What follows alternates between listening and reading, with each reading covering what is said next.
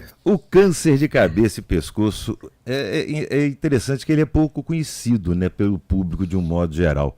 Quais áreas do corpo ele atinge exatamente e por que ele tem crescido tanto no Brasil? Bom, Marcelo, é o seguinte, a especialidade em si, a cirurgia de cabeça e pescoço, é uma especialidade pouco difundida, até para muitos colegas médicos, tá? Sim, Então, a cirurgia de cabeça e pescoço, ela trata cânceres das regiões da boca, da orofaringe, que é a garganta, né? A laringe, que é onde a gente tem a voz, né? Então, onde a gente produz voz, né?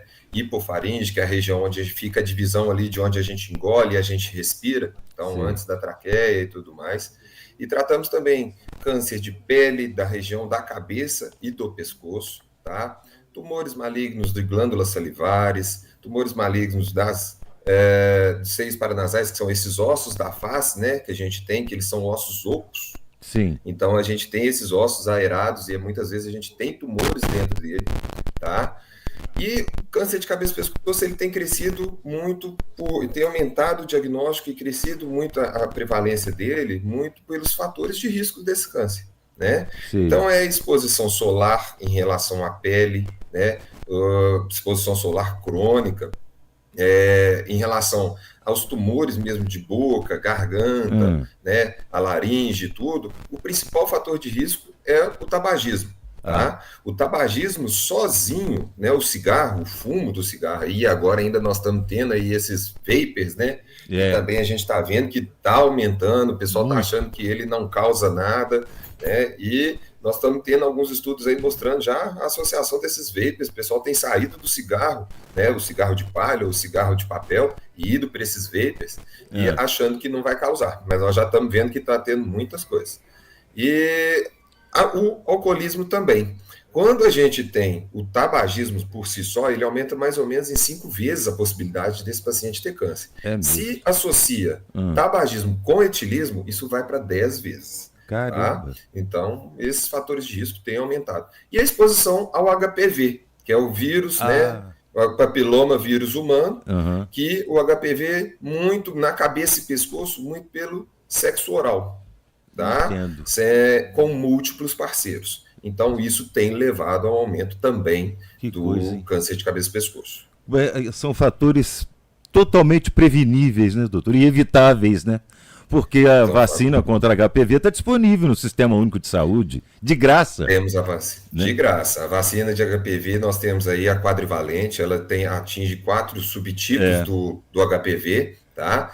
Ela acaba que ela protege bem isso para a gente. O ideal ela é indicada para pessoas entre 9 e 14 anos que uhum, não tiveram a vida sexual ainda ativa, mas mesmo que essa pessoa esse adolescente, esse jovem, já tenha tido relação, é bom que seja vacinado, porque, como são vários subtipos, né, é, subtipos desse vírus, às vezes esse adolescente ele teve contato só com um subtipo.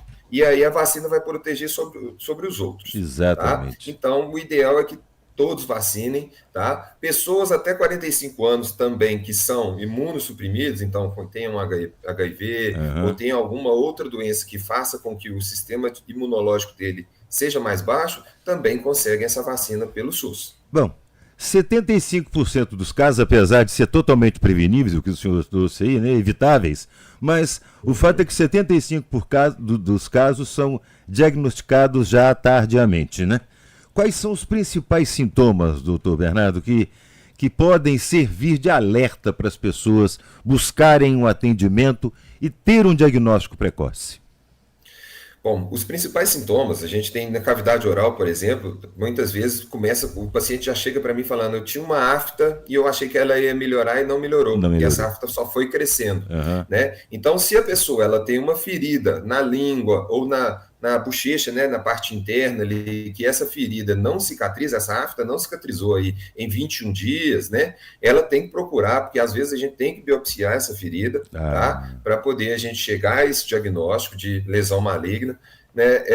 Pacientes, por exemplo, com rouquidão, tem uma rouquidão que está constante e que não melhorou aí em 15 a 21 dias, também tem que procurar, porque pode ter uma lesão na corda vocal, aham. tá? Dificuldade para engolir, tá tendo além de dor, ou está sentindo que o alimento está passando meio apertado, muitos pacientes eles chegam com um relato para a gente que na hora que vai engolir, parece que está engolindo e que tem um espinho de peixe agarrado na garganta. Ele fala, nossa, eu estou engolindo, eu fui comer uma comida e tem um espinho, achei que era um espinho de peixe e fiquei esperando esse espinho de peixe sair, não saía, agora eu estou aqui. E o problema é que muitos desses pacientes, como eles são tabagistas de longa data e etilista, muitos são, acabam que eles começam a beber e acabam postergando esse diagnóstico. Sim. Que senão eles vão ter que parar de beber e de fumar, e aí eles vão segurando, na hora que a família assusta, tá aquele negócio grande, a pessoa já emagreceu demais, e aí piora muito o prognóstico desse paciente. Imagino. E são também sintomas que são negligenciados muitas vezes, né? Se for no caso de aftas, por exemplo, ou rouquidão. Ah, não, isso é uma mudança de temperatura, ou a afta, não, isso é uma feridinha, aí passa uma pomadinha, passa uma coisa, e vai levando, quer dizer, é fácil de ser negligenciado, né, doutor? Todos esses sintomas, né? A rouquidão, então, assim, muitas vezes o pessoal fala, essa é aquela voz do fumante. Exatamente. O fumante, ele já começa, o fumante de longa data, ele já tem uma rouquidão crônica, só que muitas vezes essa rouquidão piora. E aí eles não notam isso. Tá? E aí fica aquele, a voz do fumante, é porque fuma demais, aí fica com essa voz rouca. Bom, e é isso que dá. Esses podem ser considerados, assim, aqueles grupos mais propensos, o grupo de risco, ou existe algum outro grupo, ou existem outros grupos que podem ser considerados grupos de maior risco para a incidência desse tipo de câncer? Os grupos de maior risco para incidência de câncer são pacientes mais idosos, né? Então, paciente entre 50 a 60 para cima, porque é o uso crônico, né? Então a gente fala que a carga tabágica, a carga de álcool, já que essa pessoa ela é crônica, né? Até pela exposição solar também é a mesma coisa. Sim. Então é aquele paciente que normalmente a vida toda ele ficou ali trabalhando, exposto ao sol, e aí essa exposição ao sol crônica, exposição ao tabaco crônica, ao álcool crônica é que leva a essas lesões. Né? Alguns têm um pouco mais precoce, mas normalmente aí a gente tem pacientes que abusam, mas abusam excessivamente, né? Então eles têm a lesão um pouco mais precoce. Doutor Bernardo, você trouxe aí várias dicas, várias orientações de como prevenir, de como evitar, tratamentos e tudo mais. Agora, o que me preocupa para a gente encerrar, como levar esse assunto de forma mais clara, mais objetiva para a população? Porque é um assunto pouco falado. Eu confesso para você que eu já falei disso aqui durante meus 28 anos de rádio, umas 2 ou 3 vezes.